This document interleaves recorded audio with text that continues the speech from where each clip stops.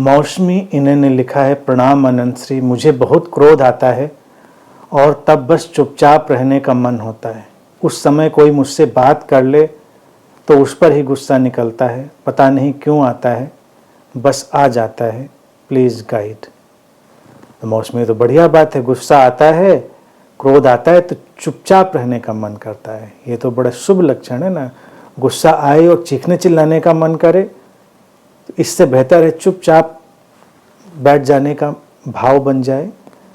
तो यहाँ से तो एक नई सृजनात्मकता की, क्रिएटिविटी की धारा खुल सकती है, क्योंकि चीखोगे चिल्लाओगे दूसरों को डिस्टर्ब करोगे। अब फिर लिखा है कि कोई बात कर ले तो क्रोध उस पर ही निकल जाता है। ये एक पेंच है। एक पक्ष जब घट गया है कि क्रोध आया और तुम चुप बैठ गई, तो एक पक्ष पर और काम करो, उस बेचारे पर भी क्यों निकालना जिसने तुमसे बात करी। उसको थोड़ा मेडिटेटिव बनाओ, ऑब्जर्व करो। क्रोध क्यों आता है या क्रोध से मुक्त होना चाहिए, अभी इस चक्कर में मत पड़ो। अभी तो बस उसको ऑब्जर्व करो। हमारे शरीर मन में हमारे जो भाव हैं, उनके तमाम जो प्रक्रियाएं हैं वो संचालित होती हैं। ये भाव किसी एक विशेष दिशा में हमको ले जा रहे हैं। क्रोध जो है ये भी एक क्रिएटिव प्रोसेस की बैकग्राउंड है। हमारी प्रॉब्लम क्या है ना मौसमी, देखिए हमारे सामने भाव की डिक्शनरी बहुत लिमिटेड, इमोशनल डिक्शनरी। मैं अक्सर कहता हूँ ये क्रोध है, घृणा है, ये जेलसी है, ये है, ये हम 2-4-10 शब्दों में फिनिश हो जाते हैं। हमेशा जरूरी नहीं वो भाव क्रोध का ही हो। कई बार बहुत सारी चीज़ें ऐसी होती हैं जो लगता है कि क्रोध जैसा है, लेकिन वो क्रोध नहीं है। कोई ऐसा हमारे अंदर का भाव, हमारा इनर एनर्जी का फ्लो जो किसी खास डायरेक्शन में जाना चाह रहा है और वो अपना रास्ता ढूंढ रहा है, वो अपना रास्ता ढूंढ रहा है, उसको रास्ता मिल जाएगा, वो चीज़ चली जाएगी।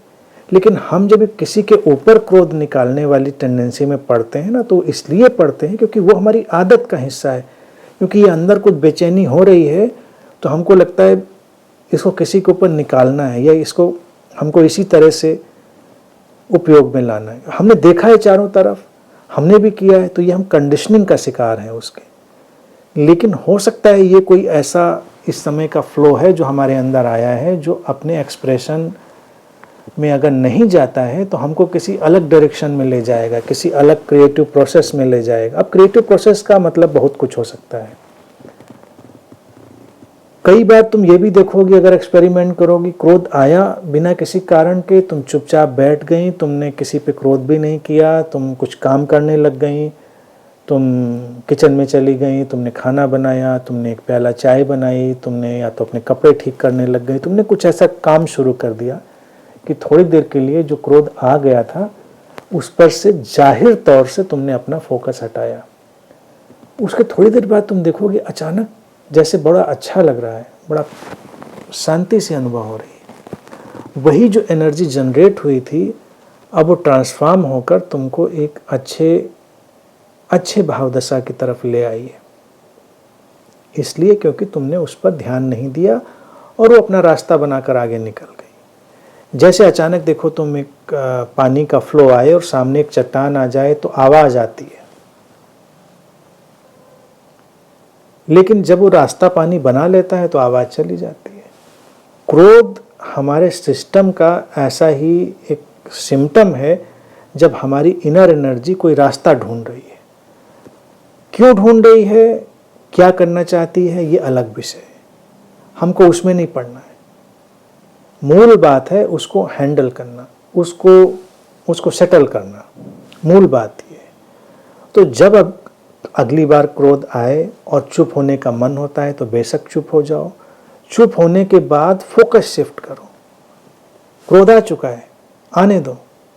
दांत पीसने का मन करता है, मुट्ठी बांधने का मन करता है, कुछ भी करो, लेकिन अल्टरनेटिव कुछ और भी करो।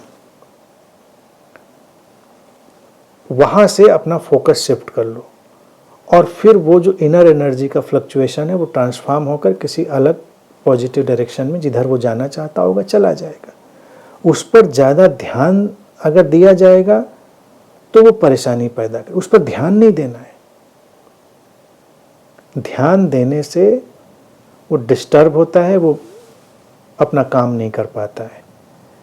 इसी तरह से ये किसी के भीतर भी क्रोध के फ्लक्चुएशन उठते हैं, बस उसको एक ही काम करना चाहिए। एक काम तो तुम्हारा हो ही रहा है, चुपचाप बैठने का मन करता है, तो बड़ी अच्छी बात है। मैंने एक कक्षा तो तुमने पास ही कर ली, अब दूसरा है फोकस शिफ्ट करो, डू समथिंग जिससे किसी का लेना देना नहीं, और फिर वो अपना रास्ता बना लेगा कुछ दिनों के बाद। ये क्रोध बस केवल हमारे इस एवोल्यूशनरी प्रोसेस में हमारे उस इनर मोमेंट का एक हिस्सा है और हमारे जिंदा होने का एक परिचायक भी, निशानी भी है। जिंदा लोग क्रोध भी करते हैं, मरे हुए लोग तो क्रोध भी नहीं करते ना। तो जो इंसान जिंदा है कभी कभी उसके अंदर क्रोध की लपट भी उठती है। तो वो लपट है, वो ये बताता है कि तुम्हारे अंदर आग है। तो अगर कोई कहे हमारे अंदर तो क्रोध आता ही नहीं, हम तो बिल्कुल शांत हैं, तो ये भी हो सकता है आग बुझ चुकी हो। और किसी के अंदर आग इतनी जल चुकी है कि वो रोशनी में तब्दील हो गई है, तो उसको भी क्रोध का पता नहीं चलेगा। अक्सर जो लोग परम शांति में भरे हुए दिखाई देते हैं उनके अंदर क्रोध का एटॉमिक एक्सप्लोजन हो चुका होता है, यानी कि उनकी संभावना बहुत क्रोध की हो सकती है, थी, नहीं हुई, परम शांति में कन्वर्ट हो गई। तुमने एक स्टेप ले लिया है, दूसरा लो। जब भी आए कुछ और करना शुरू करो। दूसरों से उलझो नहीं, जो तुम्हारे सामने पड़े उन पर ये निकालने की जो आदत है, ये आदत बदल डालो। जब ये आदत बदल जाएगी, क्योंकि वो आदत ही है महज, तो तुमको लगेगा कि उसकी कोई ज़रूरत नहीं थी, उसका कोई मतलब भी नहीं था, उसकी कोई उपयोगिता भी नहीं थी। और जब तुम इस क्रोध को निकाल डालोगी दूसरों पर करके तो तुम एग्जॉस्टेड फील करोगी। लेकिन जब तुम फोकस शिफ्ट करके उसको सेटल डाउन हो जाने दोगे तो तुम ज़्यादा एनर्जाइज, ज़्यादा सेटिस्फाइड और ज़्यादा सेटल्ड फील करोगी। ये प्रोसेस ऑफ लाइफ है। एक काम किया है, दूसरा काम भी करो।